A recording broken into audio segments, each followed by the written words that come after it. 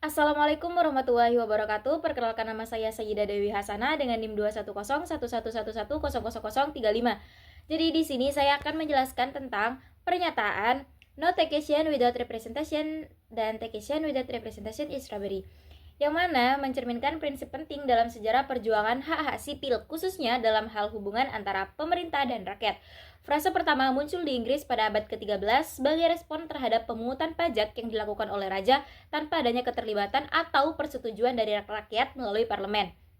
Prinsip ini menegaskan bahwa pemerintah tidak boleh memungut pajak tanpa adanya perwakilan rakyat di dalam lembaga legislatif yang sah seperti parlemen. Dengan demikian, pajak yang dipungut harus didasarkan pada hukum yang disahkan oleh wakil rakyat, yang berarti ada keharusan adanya partisipasi rakyat dalam proses pembuatan keputusan yang memengaruhi kehidupan mereka. Pernyataan ini kemudian diadopsi dan diperjuangkan lebih lanjut oleh kolonial Amerika pada abad ke-18, tepatnya selama masa revolusi di Amerika.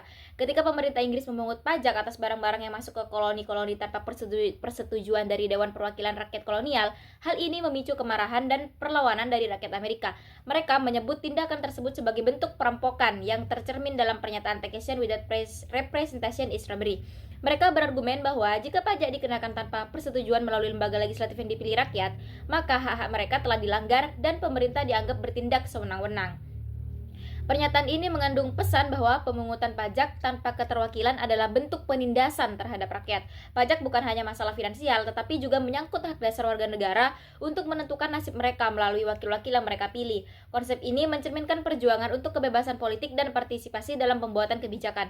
Dalam konteks ini, pajak bukan sekedar alat pendapatan negara, tetapi juga cerminan dari legitimasi kekuasaan yang harus memperoleh persetujuan rakyat melalui wakil yang sah. Selain itu, pernyataan ini menggambarkan kesadaran bahwa pajak yang diberlakukan tanpa persetujuan rakyat dapat menimbulkan ketidakadilan dan ketimpangan kekuasaan. Dalam sistem pemerintahan yang demokratis, rakyat harus diberi kesempatan untuk berpartisipasi dalam pembuatan keputusan yang mempengaruhi kehidupan mereka, termasuk dalam hal pemungutan pajak. Jika pemerintah melangkahi hak ini, maka hal tersebut bisa dianggap sebagai bentuk eksploitasi atau pencurian yang tidak sah. Pentingnya prinsip no taxation without representation menjadi dasar dalam perjuangan menuju demokrasi yang lebih inklusif dan adil.